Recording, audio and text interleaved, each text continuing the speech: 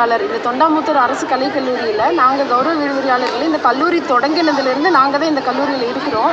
எங்களுக்கு தொடக்கத்தில் 15,000 சம்பளம் தான் கொடுத்தாங்க. அதுக்கப்புறம் அந்த 20,000 ஆக்கி இப்போ 25,000 தான் கொடுக்குறாங்க. இந்த ஊதியம் ரொம்ப ரொம்ப குறைவான ஊதியமாக எங்களுக்கு இருக்குது.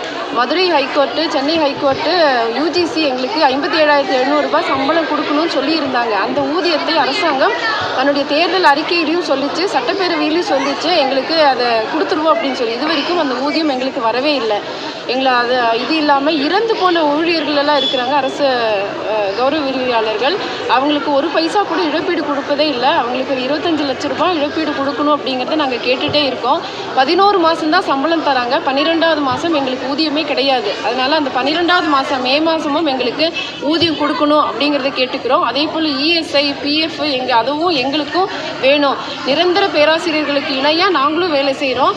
சம வேலைக்கு சம ஊதியம் வேணும் அப்படிங்கிறத நாங்கள் கேட்குறோம். அது கூட இல்லை. அதில் பாதிக்கும் கீழே இருக்கிற 57,700 ரூபாய் ஊதியத்தை நிச்சயமாக தமிழக அரசு எங்களுக்கு கொடுக்கணும் அப்படிங்கிறத நாங்கள் கேட்டுகிட்டே இருக்கோம். இதுக்காக தொடர்ந்து எல்லா நாளும் நாங்கள் கவன ஈர்ப்பு போராட்டம் குறிப்பிட்ட இடைவெளியில் பண்ணிகிட்டே இருக்கோம். இப்போ எங்களுடைய கௌரவ விரிவுரையாளர்கள் அத்தனை பேரும் சென்னையில் 11வது நாளாக இப்போ அங்கே போராட்டம் பண்ணிகிட்டே இருக்கிறாங்க. எல்லாருமே அன்னம் தண்ணி இல்லாமல் உழைக்கிறாங்க. அவங்களுக்காக நாங்கள் பெரும்பாலும் தமிழ்நாட்டில் இருக்கிற அரசு கல்லூரி விரிவுரையாளர்கள் எல்லாமே வெளியே வந்திருக்கோம். பலவிதமான போராட்டங்களில் ஈடுபட்டு இருக்கோம். எங்களுடைய கோரிக்கைகளை தமிழ்நாடு அரசு நிச்சயமாக நிறைவேற்றணும் அப்படிங்கிறத கேட்டுக்கிறோம். எங்கள் வாழ்வாதாரத்துக்கு உதவணும் அப்படிங்கிறத கேட்டுக்கிறோம். அதுக்கான கவன ஈர்ப்பு போராட்டம் தான் இந்த போராட்டம்.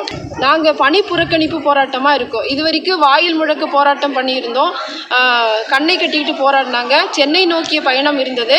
இன்றைக்கி நாங்கள் யாருமே பணிக்கு போகாமல் பணி புறக்கணிப்பு போராட்டமாக இன்றைக்கி ஒரு நாள் நாங்கள் வெளியே வந்திருக்கோம். தமிழக அரசினுடைய கவனத்தை ஈர்க்கணும் அப்படின்றதுக்காக நாங்கள்லாம் கருப்பு துணியால் கண்ணை கட்டிட்டு பணி புறக்கணிப்பு போராட்டத்தில் இன்றைக்கி ஈடுபட்டிருக்கோம் சார்.